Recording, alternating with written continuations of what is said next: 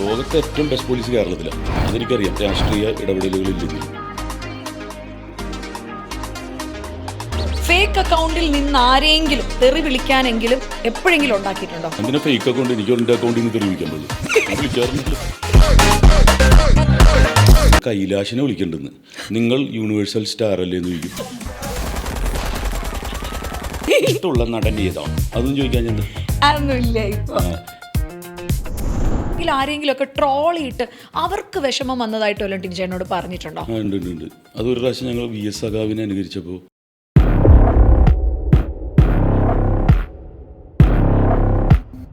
ഇപ്പോഴും ഓഡിയൻസ് കാണണം എന്ന് പറയുന്ന സുരേഷ് ഗോപി തന്നെ ആയിരിക്കും അല്ലേ?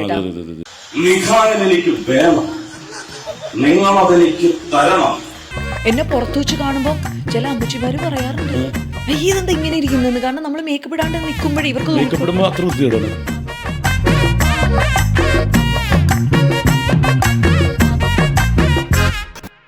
എന്നെ പീഡിപ്പിച്ചിട്ടൊന്നുമില്ല. യെസ് ഓർ നോ ആണ്. യെസ് ഓർ നോ മാത്രം പറഞ്ഞാൽ മതി. ഫേക്ക് അക്കൗണ്ട് ഉണ്ടോ ഇൻസ്റ്റാഗ്രാമിൽ? നോ. ഫേക്ക് അക്കൗണ്ടിൽ നിന്ന് ആരെങ്കിലും തെറി വിളിക്കാനെങ്കിലും എപ്പോഴെങ്കിലും ഉണ്ടാക്കിയിട്ടുണ്ടോ? നോ. എന്തിനാ ഫേക്ക് അക്കൗണ്ട്? എനിക്ക് എൻ്റെ അക്കൗണ്ടിൽ നിന്ന് തെറി വിളിക്കാൻ പാടില്ല. ഞാൻ വിളിക്കാറുണ്ടല്ലോ. എന്തിനാ വേറൊരു അക്കൗണ്ട് നമുക്ക്? അല്ല, സ്വന്തം പേര് കയറി തെറി വിളിക്കുമ്പോൾ തെറിയൊന്നുമല്ല വിളിക്കില്ല. ചീത്ത പറയും. അപ്പോൾ അവർ തിരിച്ച് വിളിക്കും. അപ്പോൾ നമ്പർ ചോദിക്കും, പിന്നെ സംസാരിക്കും, പിന്നെ കൂട്ടുകാരനാവും.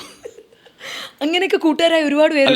ഒരു ദിവസം രാത്രി 2 മണിയായപ്പോൾ ഒരുത്തൻ കണ്ണൂരിൽ നിന്ന് വിളിച്ചിട്ട്, ചേട്ടനും ആരെങ്കിലും ഒന്ന് അനുകരിക്കാവുന്നു. എന്താകണല്ലേ? അപ്പം ഞാനത് ബ്ലോക്ക് ചെയ്തിട്ടാണ്. പിറ്റേ ദിവസം വേറെ നമ്പറിൽ നിന്ന് 12 മണി സുരേഷ് ഗോപിനെ ഒന്ന് അനുകരിക്കാവോ? അപ്പോൾ പ്രാന്താക്കണമെന്ന് മനസ്സിലായി. 1 മണി 2 മണിക്കും അതും 3 ബ്ലോക്ക് ചെയ്ത് ഇനി ഇവനെ പിടിക്കാമെന്ന് വെച്ചിട്ട് സൈബർ സെല്ല് ആയിട്ട് എനിക്ക് അടുത്ത ബന്ധമുള്ളതുകൊണ്ട് കുറേ കാലമായിട്ട്, ഒരു 10 വർഷമായിട്ട് തന്നെ അമ്മയുടെ കാര്യങ്ങൾക്ക് സൈബർ സെല്ലായിട്ട് കോൺടാക്ട് ചെയ്യുന്നുണ്ട്. 1 മിനിറ്റിലാണ് പോലീസ് പോക്കണത്. ലോകത്തെ ഏറ്റവും ബെസ്റ്റ് പോലീസ് കേരളത്തിലാണ്. അതെനിക്കറിയാം, രാഷ്ട്രീയ ഇടപെടലുകളില്ലെങ്കിൽ. സ്കോട്ട്ലൻഡ് യാർഡ് പോലീസ് കഴിഞ്ഞിട്ട് കേരളമാണ്. കാരണം ഞാൻ അതിന് കുറേ സാക്ഷ്യം വഹിച്ചിട്ടുണ്ട്. ടപ്പെന്ന് പറഞ്ഞ് പിടിച്ച് അവൻ്റെ അടുത്ത് നാളെ കണ്ണൂരിലുള്ള പയ്യനാണ്. അവൻ്റെ അടുത്ത് ആലുവ പോലീസ് സൈബർ സെല്ലിൽ വരാൻ പറഞ്ഞു. അവിടെ ഹെഡായിട്ടിരിക്കുന്ന എൻ്റെ കൂടെ പഠിച്ചിരുന്നതാണ്. അവിടെ വന്നു കഴിഞ്ഞപ്പോൾ ഒരു പാവത്തൻ.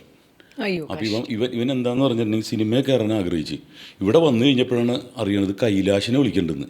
നിങ്ങൾ യൂണിവേഴ്സൽ സ്റ്റാർ അല്ലേ എന്ന് ചോദിക്കും. പിന്നെ ഇന്നസെൻ്റ് ഏട്ടനെ വിളിക്കുക. ആ സമയത്ത് ഇന്ദ്രൻ ചേട്ടനെ വിളിക്കുക. അങ്ങനെ കുറേ പേര് പറഞ്ഞു, ടിനി ഇവൻ തന്നെയാണ് രാത്രി വിളിച്ചിട്ട് അഭിനയിച്ച് കാണിച്ചു. അപ്പോൾ ഇവൻ്റെ ഒരു പ്രശ്നം എന്ന് പറഞ്ഞാൽ സിനിമയിൽ പ്രോമിനായിട്ട് നിൽക്കുന്നവർ വിളിച്ച് ശല്യം ചെയ്യുക. ഇവനെന്തായാലും നടന്നില്ല. എന്നാൽ അങ്ങനെ മറ്റവന്മാരങ്ങനെ സൂചിച്ച് കടന്നുറങ്ങണ്ട എന്ന് പറഞ്ഞുള്ളതിൽ വിളിക്കും. നോക്കിയപ്പോൾ ഡിപ്രഷന് അവൻ മരുന്ന് കഴിക്കുന്നവനാണ്. എൻ്റെ ഫാദറിനെ കൊണ്ടുവന്നു. അപ്പോൾ ഇത് ആരെ ഫോളോ ചെയ്താലും വന്നു കഴിയുമ്പോൾ മാനസികമായിട്ട് പ്രശ്നമുള്ള ആൾക്കാരാണ്. പിന്നെ അതങ്ങോട്ട് വിട്ട് എന്തിനാണ് പാവങ്ങള്. ഫേക്ക് അക്കൗണ്ട് ഒന്നുമില്ല ടിനി ടോമിന്? വേറെ ആരെങ്കിലും ഒക്കെ നടത്തണ്ടിട്ടാ, അതെനിക്കറിയില്ല. അതെൻ്റെ അല്ല. ഓക്കെ. ഇൻസ്റ്റാഗ്രാമിലൂടെ ഇപ്പോഴും പ്രണയാഭ്യർത്ഥനകൾ വരാറുണ്ടോ? മന്നുണ്ട്. പക്ഷെ അന്വേഷിച്ച് ചെല്ലുമ്പോഴേ പെണ്ണിൻ്റെ പേരൊക്കെയാണ്. പക്ഷെ ആമ്പിള്ളേരൊക്കെ ഗേ ആണോ എന്നാലും സത്യം പറയാം, എനിക്ക് അതാണ് കൂടുതൽ. അന്വേഷിച്ചില്ലേ? അല്ല, ഇത് പെണ്ണാണുമ്പോൾ നമുക്ക് ഇത്രയും സുന്ദരി എന്നെ ഇഷ്ടപ്പെടുന്നുണ്ടോ? ഒരു ആകാംക്ഷ ഉണ്ടാവില്ല, എക്സൈറ്റ്മെൻറ്റ്. നമുക്ക് ഓപ്പോസിറ്റ് ഇതിനോട്. ഇത് ഞാൻ സവാരിഗിരി ചെയ്യുമ്പോഴും ഇത് തന്നെയായിരുന്നു. ലെറ്ററാണെന്ന് വന്നത്. ഇന്ന് ഇതില്ല. ഭയങ്കര, അതായത് നിങ്ങളെ കാണുമ്പോൾ എനിക്ക് ഭയങ്കര, നിങ്ങളുടെ കണ്ണുകൾ അങ്ങനെയാണ് ഇതാണെന്നൊക്കെ പറഞ്ഞ് ലാസ്റ്റ് ശങ്കരൻകുട്ടിന്നായിരിക്കും. അല്ല, പക്രു എന്നിട്ട് ചിരിക്കും. അന്ന് അവന് വരുന്ന എല്ലാം നല്ല പെണ്ണുങ്ങളും, ലക്ഷ്മിയും വിലാസിനിയും നല്ല പെൺകുട്ടി. ഇത് ലാസ്റ്റ് എഴുതി വരും വർഗീസ്. വന്ന് കാണുമ്പോൾ കട്ട മീശയൊക്കെ വെച്ചിട്ട് എന്താടോ എന്ന് വെച്ചിട്ട് കട്ട മീശ. അല്ല, എനിക്ക് സത്യം പറഞ്ഞാൽ അതാണ് കൂടുതലും. പിന്നെ കുറച്ച് അങ്ങനെ വരുന്നുണ്ടാവും, 1, 2, 3 പേരുണ്ടാവും. പക്ഷേ ഒരു മെസ്സേജ് മതി കുടുംബം തകരാൻ. ഒറ്റ മെസ്സേജ് മതി. അപ്പം ഒരു കാര്യമില്ല, ഗേൾസ് മെസ്സേജ് അയച്ചാലും വലുതായിട്ടൊന്നും പ്രതീക്ഷിക്കണ്ട. ഓക്കെ. ഇനി ഐഡൻറ്റിറ്റി റിവീൽ ചെയ്യാതെ ഒളിച്ചു പോയി ഹാങ് ഔട്ട് ചെയ്തിട്ടുണ്ടോ? ഐഡന്റിറ്റി ടിനി ടോം. കാരണം മലയാളികൾക്ക് എല്ലാവർക്കും അറിയാം, മലയാളികളല്ല ലോകത്തുള്ള എല്ലാവർക്കും അറിയാം. ഞാൻ ഒറ്റക്കാണ് എൻ്റെ യാത്രകൾ. ചിലപ്പോൾ ഡ്രൈവർ ഉണ്ടാവുമായിരിക്കും, ഐഡന്റിറ്റി ഒന്നും ഉണ്ടാവില്ല, വെറുതെ അങ്ങോട്ട് ചെല്ലും. കുറച്ച് കഴിയുമ്പോൾ ചിലപ്പോൾ അവർ മനസ്സിലാക്കുമായിരിക്കും. അപ്പോൾ എനിക്ക് തട്ടുകടകളാണ് ഏറ്റവും ഇഷ്ടം. ഫുഡ് ഞാൻ 5 സ്റ്റാർ ഹോട്ടലിനെ തള്ളി പറയുന്നതല്ല. അവിടെ ചെന്നിട്ട് നമ്മൾ തന്നെ ചായ ഉണ്ടാക്കി കുടിക്കണം. പഞ്ചസാര ഇവിടെ വെക്കും, പാൽ ഇവിടെ വെക്കും. ഇത് റോട്ടിൽ ചെന്നിട്ട് ഒരു തട്ടുകട നല്ല അത് നമ്മൾ അമ്പലപ്പറമ്പിൽ പോയതിൻ്റെ ഒരു ഇതാണ്. അതുപോലെ തന്നെ ഞാൻ ഓരോ തട്ട്, ഇപ്പോൾ വിൻസർ കാസിൽ എന്ന് പറഞ്ഞ ഹോട്ടലിൻ്റെ ഓപ്പോസിറ്റ് ഒരു തട്ടുകടയുണ്ട്. അവിടെ ബാർബിക്യൂം കിട്ടും, ദോശയും കിട്ടും. തട്ടുകടയാണ്.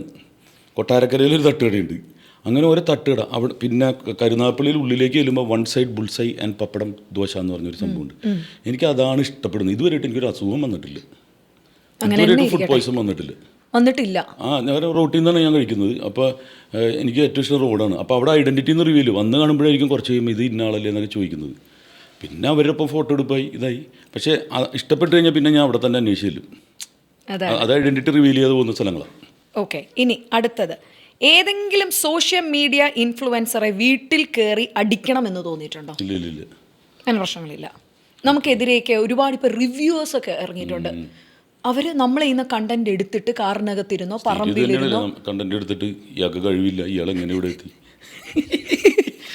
അവരെ തല്ലണം എന്നോ കൊല്ലണം എന്നോ എപ്പോഴെങ്കിലും ഒക്കെ തോന്നിയിട്ടുണ്ടോ? അത് മുകളിലേക്കാണ് കൊടുത്തേക്കണത്. നമ്മുടെ ആള് എൻ്റെ അടുത്ത് ഇഷ്ടമുള്ള സ്റ്റാർ ഏതാന്ന് ചോദിച്ചത്. ഇഷ്ടമുള്ള സ്റ്റാർ ഏതാ? അതൊക്കെയല്ല സാധാരണ ചോദിക്കുന്നത്. ഇഷ്ടമുള്ള നടൻ ഏതാ അതൊന്നും ചോദിക്കാൻ ഞാൻ അതൊന്നുമില്ല. ഇപ്പൊ ഞാൻ പറയും my super star is Jesus Christ. എന്താന്ന് വെച്ചിട്ടുണ്ടെങ്കിൽ, ഒന്ന് ക്രൂശിത രൂപം കണ്ടിട്ടുണ്ടോ? 6 പാക്കാണ് അല്ലേ. ഞാൻ റൂമിൽ പോയപ്പോൾ അതൊന്ന് അന്വേഷിച്ചു. അതായത് 6-7 അടിയായിട്ട് ഉണ്ടായിരുന്നു. ജൂതനാണല്ലോ, ജൂതന്മാരെ കണ്ടല്ലേ, ജ്യൂസിന് ഭയങ്കര ഭംഗിയായിരിക്കും, മൂക്കൊക്കെ വെച്ച് സിൽക്കി ഹെയറാണ്. ഒരു വെള്ള ഡ്രസ്സൊക്കെ ഇട്ടിട്ട് അങ്ങനെ ഒരാൾ വന്ന് നിന്നാളുള്ളൊരു അവസ്ഥ ഓർത്തേക്ക്.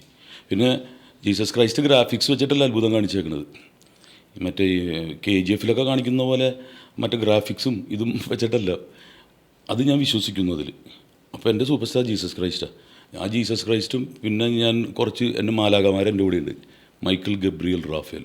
വേറെ പ്ലാറ്റ്ഫോമിലേക്ക് ഞാൻ പോകും കേട്ടോ സംസാരിച്ചു തുടങ്ങിയാൽ. അപ്പോൾ ആ ഒരു പ്രൊട്ടക്ഷൻ ഉണ്ട്. അതല്ല ഇങ്ങനെ നിൽക്കുന്നത്. അല്ലെങ്കിൽ ഞാൻ പറയട്ടെ, നമ്മളൊക്കെ എപ്പോഴും യാത്ര ചെയ്തുകൊണ്ടിരിക്കുക. ഒരു വണ്ടി മാറി വന്നാൽ പോയി തീർന്നില്ല നമ്മുടെ. ഈ മീരയുടെ വിചാരം, മീര ബെൻസിൽ പോകുമ്പോൾ എല്ലാവരും ഇവിടെ നന്നായി പോട്ടെ, അങ്ങനെ ആയിരിക്കില്ല. പല അസൂയാലുക്കളുണ്ടാവും. അപ്പോൾ പല ഇതുണ്ടാവും. പോകുന്ന വഴി നമ്മൾ വിശ്വസിക്കുന്ന ദൈവത്തിനെ ഒന്ന് കാവലേൽപ്പിക്കുക. എല്ലാം ഒന്ന് തന്നെയാണ്. ഇപ്പോൾ ഞാൻ ഇവിടെ പഴയിടത്തിൻ്റെ ഒരു ഹോട്ടൽ ഉദ്ഘാടനം ചെയ്യാണ് ഏറ്റുമാനൂരിൽ. അപ്പോൾ ശബരിമലയിലെ തന്ത്രിയാണിരുന്നു എൻ്റെ ഇത്. അപ്പോൾ എല്ലാവരും ഓം നമ ശിവായ, ഓം നമ ശിവ പറയാൻ പറഞ്ഞു. അപ്പം ഞാൻ എന്ത് ചെയ്ത്, ഓം യേശുവായ, ഓം നമ യേശുവായ എന്ന് പറഞ്ഞ്. അപ്പോൾ എന്നെ നോക്കിയിട്ട് എല്ലാം ഒന്ന് തന്നെയാണെന്ന് പറഞ്ഞു. അപ്പോൾ ഒരു ഇതിലേക്ക് നമ്മൾ പല രീതിയിൽ വരുന്നു എന്ന് മാത്രമേ ഉള്ളൂ. ഈ മതത്തിൻ്റെ പേരിലൊക്കെ അടിയുണ്ടാക്കണമെന്ന് പറഞ്ഞാൽ സാത്താൻ്റെ സന്തതികളാണ്. ബാക്കി എല്ലാത്തിലും സമാധാനമാണ് പഠിപ്പിക്കുന്നത്. സ്നേഹിക്കുക. മതത്തിൻ്റെയും രാഷ്ട്രീയത്തിൻ്റെയൊക്കെ പേരിൽ നമ്മൾ വേർതിരിച്ച് മനുഷ്യനെ കാണരുത്. ഞാൻ ഇന്ന മതമാണെന്ന് പറയുമ്പോൾ എൻ്റെ ഓപ്പോസിറ്റ് മതത്തിന് ഇവൻ ക്രിസ്ത്യാനി, ഇവൻ എന്താണ് ക്രിസ്സംഖ്യാണ്, അല്ലെങ്കിൽ ഞാൻ അമ്പലത്തിൽ കയറുമ്പോൾ ഇവൻ പള്ളീനെ തള്ളി. എനിക്ക് സ്വാതന്ത്ര്യമില്ല എല്ലാവരും ഇഷ്ടപ്പെടാൻ, എല്ലാ രാഷ്ട്രീയക്കാരെയും. എനിക്കിഷ്ടമുള്ള രാഷ്ട്രീയക്കാരെ, എനിക്കിഷ്ടമുള്ള മതത്തിലുള്ളവരെയൊക്കെ ഇഷ്ടപ്പെടാൻ സ്വാതന്ത്ര്യമില്ലേ? അതാണ് കറക്റ്റ്. അപ്പം വളരെ കൃത്യമായിട്ട് പറഞ്ഞു കഴിഞ്ഞു. ഇത്രയും പറയുമ്പോൾ ഭക്ഷണ കാര്യത്തിൽ നായികമാരിലേക്ക് വരുമ്പോൾ ഭക്ഷണം കൃത്യമായിട്ട് ടേക്ക് കെയർ ചെയ്യുന്ന മലയാളത്തിലെ നായിക ആരാണ്? അത് നമ്മൾ കാണാറില്ലല്ലോ. ഞാൻ നോക്കിയപ്പോൾ നീത്തപ്പിള്ളില്ലേ, പാപ്പൻ പടത്തിൽ ഞാൻ നോക്കിയ ഫ്രൂട്ട്സ്, ഞാൻ നോക്കിയപ്പോൾ ചാമ്പൊക്കെ വീട്ടിൽ നിന്ന് ചാമ്പൊക്കെ കൊണ്ടുവന്നിട്ട് കഴിക്കുന്നത്.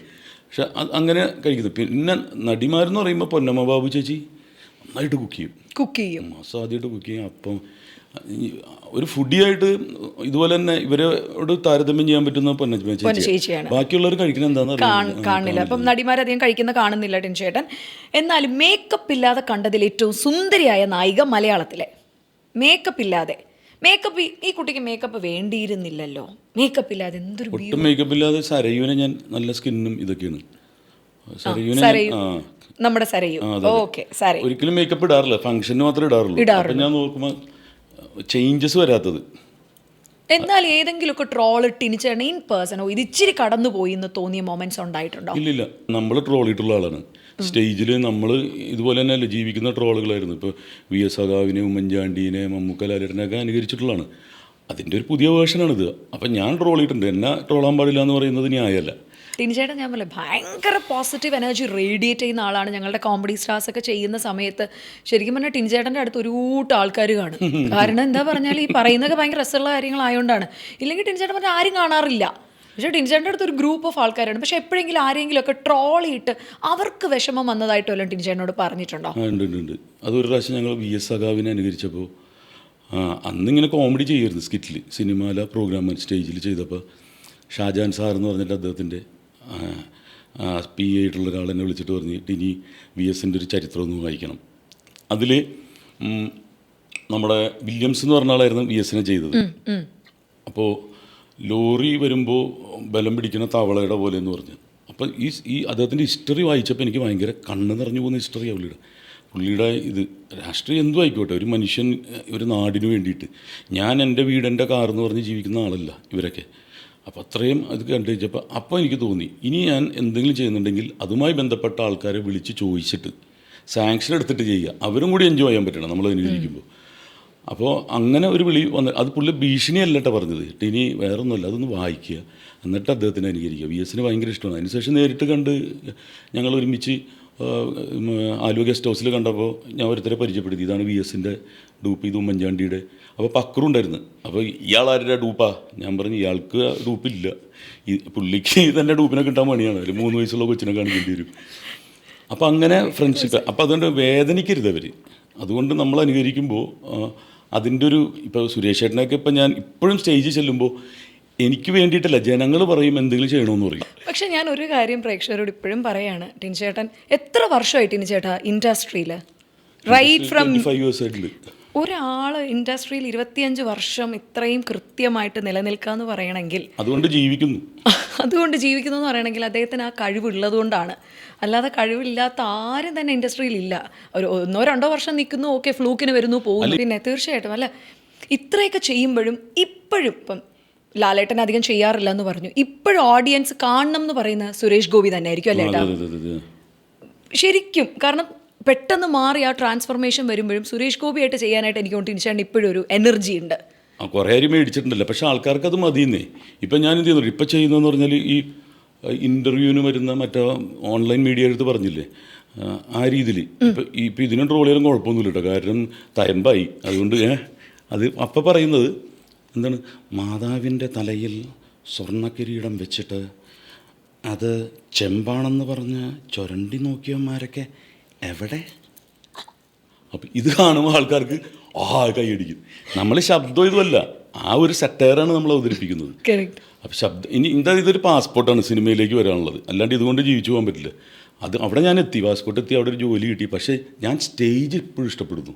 സ്റ്റേജ് പ്രോഗ്രാം കിട്ടിയാലും ഞാൻ അപ്പം തന്നെ പോകും. അമ്പലങ്ങൾ എനിക്ക് ഭയങ്കര ഇഷ്ടമാണ്. കാരണം എന്താണെന്ന് പറഞ്ഞാൽ എന്തോ ഒരു എനർജിയാണ് ആ നാട്, ആ യാത്ര. സിനിമ എന്ന് പറയുമ്പോൾ ഒരു ലൊക്കേഷൻ തന്നെ ആയിരിക്കും, പാലക്കാട് തന്നെ ആയിരിക്കും, അല്ലെങ്കിൽ ഒറ്റപ്പാലം, അങ്ങനെ, അല്ലെങ്കിൽ തൊടുപുഴ.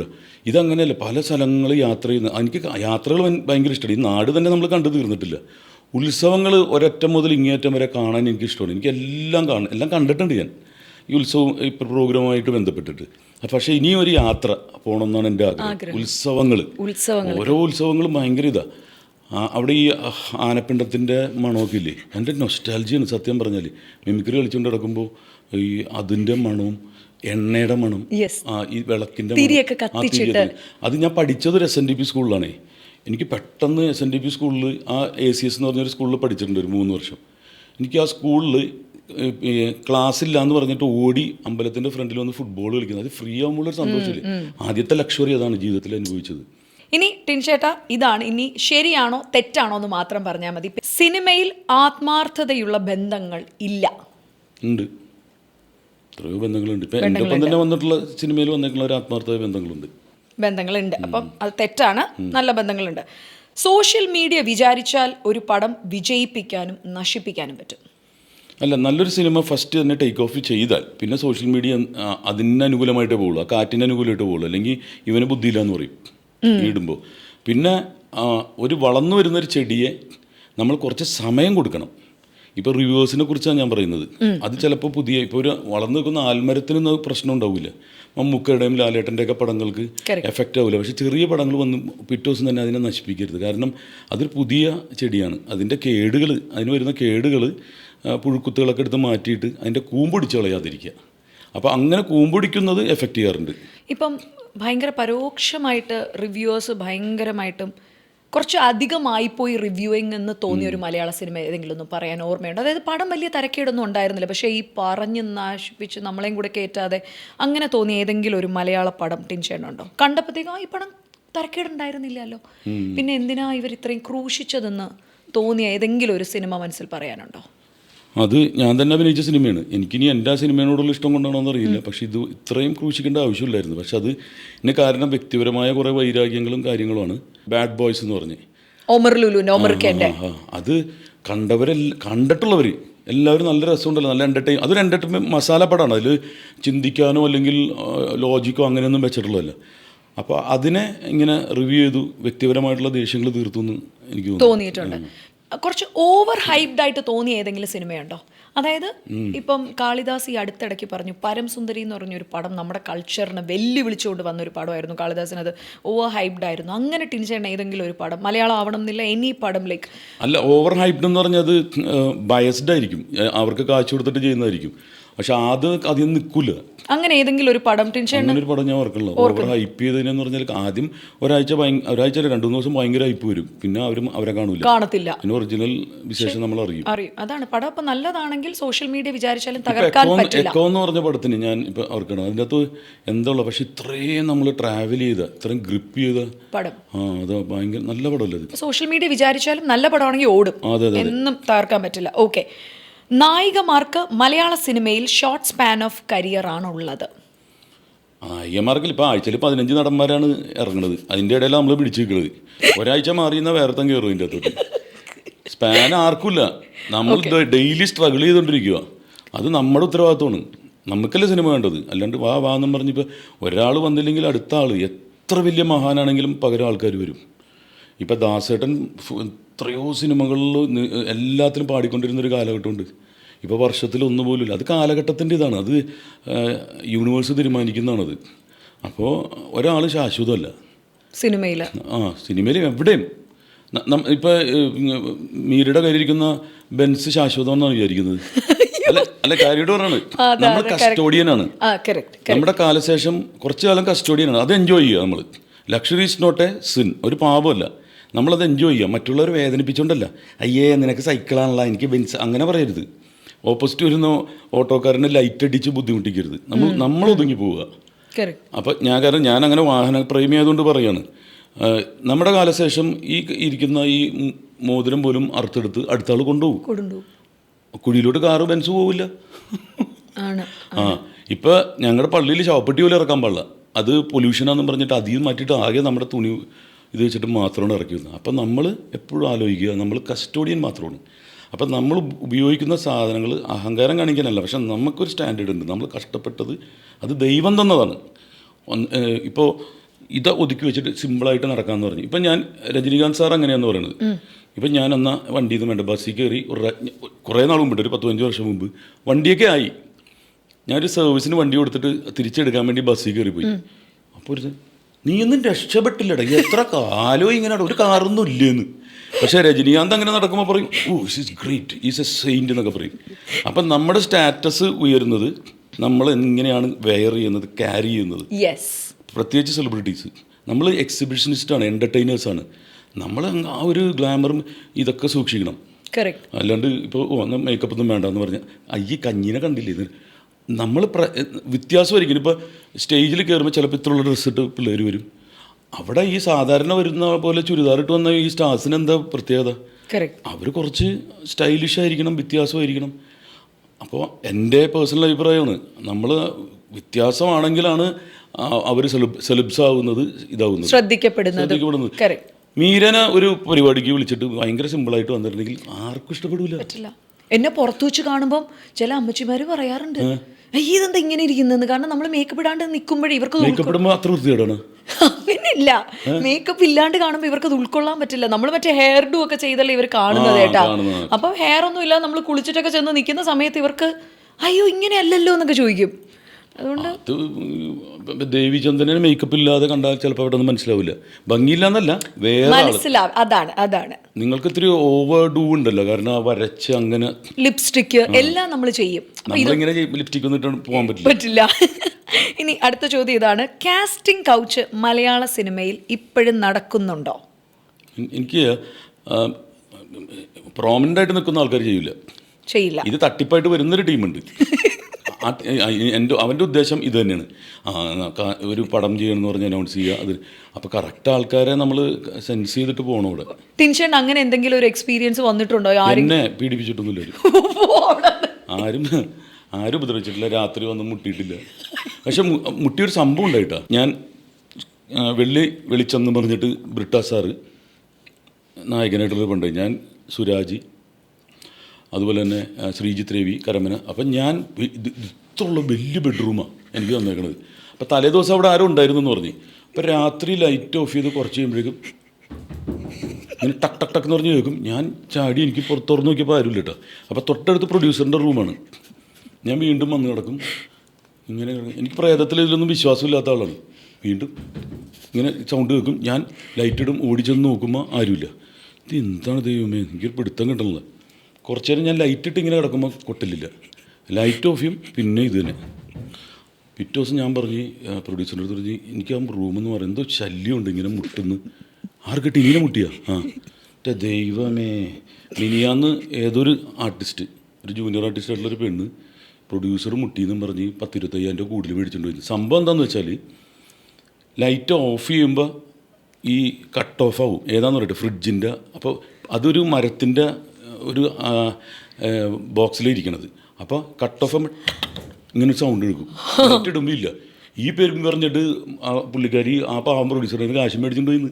പ്രൊഡ്യൂസർ പേടിച്ചു പോയി. ഇവളിനി പോയി കംപ്ലയിൻറ്റ് കൊടുത്തല്ലാന്ന് പറഞ്ഞ് 25,000 രൂപ കൂടുതൽ കൊടുത്തിട്ട് ഫ്രിഡ്ജ് വരുത്തിയ പണിയേ. അത് മാത്രമേ എനിക്ക് ജീവിതത്തിൽ ഒരു പ്രശ്നം ഉണ്ടായിട്ടുള്ളൂ. പിന്നെ അത് പക്ഷേ ഒരു കാര്യം പറയണം, ഐ നോ ടിൻചേട്ട for like near to 12 years. ഇത്രയും ഇന്ന് വരെ ഞങ്ങൾക്ക് ആർക്കും ടിൻചേട്ടൻ ഒരു ഹൈ പോലും അയച്ചിട്ടില്ല. ഹൈ എന്ന് പറഞ്ഞാൽ എന്തെങ്കിലും ആവശ്യം ഉണ്ടെങ്കിൽ ഇന്ന ഷോയാണ് അതാണെന്ന് പറഞ്ഞ് വിളിക്കും. നല്ലതാണെങ്കിൽ നല്ലതാണെന്ന് വിളിച്ച് പറയാറുണ്ട് കേട്ടോ. അതും ഞാൻ ഈ സമയത്ത് പറയണം, ആ ഡ്രസ്സ് നല്ലതായിരുന്നു, നിനക്ക് നന്നായിട്ട് ചേരുന്നുണ്ട്, അല്ലെങ്കിൽ ചേരുന്നില്ല എന്നും പറയും. ഇതെന്ത് ഡ്രസ്സാണ് അവിടെ പേഴ്സണൽ ഫ്രീഡം ഉള്ളതുകൊണ്ടാണ്, ഒരു അനിയത്തിയുടെ പോലെ ആണ്. അല്ലാതെ മോർ ദാൻ ദാറ്റ് ഒന്ന് വിളിക്കുകയോ അല്ലെങ്കിൽ എന്താ ചെയ്യുന്നത് അങ്ങനെ ഒരു കോൾ ഇന്ന് വരെ ഈ 12 വർഷത്തിൽ എനിക്ക് വന്നിട്ടില്ല ടിൻചേട്ടൻ്റെ ഭാഗത്തുനിന്ന്. ഏറ്റവും കൂടുതൽ ജെൻസി കുട്ടികളെ വിഷമിച്ചത് പ്രേം നസീർ സാറിൻ്റെ ഒരു ഇഷ്യൂ വന്നപ്പോൾ അത് ഞാൻ ക്ലാരിഫിക്കേഷൻ ചെയ്തു. അവർ തന്നെ അതുകൊണ്ട് എനിക്ക് അവാർഡും തന്നു. അവരുടെ അതാണ് അത് നമ്മൾ പറയണം. നസീർ സാറിൻ്റെ ആ ഫസ്റ്റ്, അതായത് എത്രയോ നാൾ കഴിഞ്ഞ് അവർ കണ്ടക്ട് ചെയ്ത ഇതിൽ എല്ലാ ഫാമിലി എല്ലാവരും ഉൾപ്പെട്ട ഇവൻറ്റിൽ ടിൻചേട്ടനാണ് അവാർഡെല്ലാം അവർ നൽകിയിട്ടുണ്ടായിരുന്നത്. So there is absolutely no, എന്താ പറയുക, ഒരു പ്രശ്നം അവിടെ നിലനിൽക്കുന്നില്ല. ടിൻചേട്ടൻ പറഞ്ഞത് ഈ പറഞ്ഞ പോലെ പല രീതിയിൽ അത് വ്യാഖ്യാനിക്കപ്പെട്ടു എന്നുള്ളതാണ് സത്യം. അല്ല, സത്യം അവസാനം വിജയിക്കും. അത് മനോഹരമായിരിക്കും, അത് വെരി സ്വീറ്റ് ആയിരിക്കും. ആണ്. ടിൻചേട്ടൻ ഇനി റിലീസ് ആവാൻ നിൽക്കുന്ന സിനിമയും കൂടി ഒന്ന് ഷെയർ ചെയ്യാം. റിലീസ് പെരുങ്കളിയാട്ടമാണ്, ഒരു വലിയ ബാനറിൽ ജയരാജ് സാറിൻ്റെ. അതിൽ നല്ലൊരു ക്യാരക്ടറാണ്, ഒരു ഗംഭീര ക്യാരക്ടറാണ്. പിന്നെ ഓട്ടൻതുള്ളൽ, അത് വിഷുവിന് റിലീസുണ്ട്. അത് ഷാജോൺ, ഞാൻ, പിന്നെ വിഷ്ണു ഉണ്ണികൃഷ്ണൻ, ഹരിശ്രേഷ്, അങ്ങനെ ഒരു ടീം. വിജയരാജ് കുട്ടേട്ടനുണ്ട്. പിന്നെ ചേരാന്ന് പറഞ്ഞൊരു പടമുണ്ട്, അത് നിമിഷ സജയൻ, റോഷൻ മാത്യൂസ്. അത് 3 ഒരുക്കി വെച്ചിരിക്കുന്നത്. എല്ലാം വലിയ ബിഗ് ബഡ്ജറ്റ് ചിത്രങ്ങളുടെ ഭാഗമായിട്ടാണ് ഇനി ടിൻചേട്ടനെ നമ്മൾ സ്ക്രീനിൽ കാണാൻ പോകുന്നത്. ഒരു ലാസ്റ്റ് ഒറ്റ one piece of advice to the present generation, ഇന്നത്തെ പൂക്കി കുട്ടികളോട് ഒരു പീസ് ഓഫ് അഡ്വൈസ് കൊടുക്കാൻ പറഞ്ഞാൽ അതെന്തായിരിക്കും എന്ന് പറഞ്ഞ് ഞങ്ങളുടെ നിയോ പ്രൈം എൻ്റർടൈൻമെൻറ്റ്സിൻ്റെ വാട്സപ്പ് വിത്ത് മീര ഞങ്ങൾ വൈൻഡപ്പ് ചെയ്യാൻ പോവാണ്. That's one piece of advice to the pookies out there. നിങ്ങളുടെ ഫാമിലിയെ ആദ്യം ഇഷ്ടപ്പെടുക, അത് കഴിഞ്ഞ് മതി മറ്റത് എന്തും. Family is first. കാരണം ഇന്നത്തെ കാരണവന്മാർക്ക് 1-2 മക്കളുള്ളൂ. അവർക്ക് വേണ്ടിയിട്ടാണ് അവർ ജീവിക്കുന്നത്. അപ്പോൾ ഞാനൊരു പാരൻ്റ് എന്ന നിലയിൽ അവരുടെ സന്തോഷത്തിന് വേണ്ടിയിട്ട് പ്രാഥമിക പരിഗണന കൊടുക്കുക. അവരുടെ ഇഷ്ടത്തിന് നിങ്ങൾ ജീവിക്കുക. അതിന് ഒരുപാട് ബ്ലെസ്സിങ്സ് ദൈവം നിങ്ങൾക്ക് തരും. All the best, God bless, ഇൻഷാല്ലാ. Thank you so much. And that was the very own Tini Tom. ട്രോളുകളല്ല, എന്തൊക്കെ ഇനി വന്നാലും ടിനിച്ചേട്ടൻ അറിയുന്ന, ടിനിച്ചേട്ടൻ അത്രയും സ്നേഹിക്കുന്ന ഒരു വലിയ ഗ്രൂപ്പ് ഓഫ് ആൾക്കാർക്ക് you are always dear and near to us. Thank you so much ഏട്ടാ. Thank U.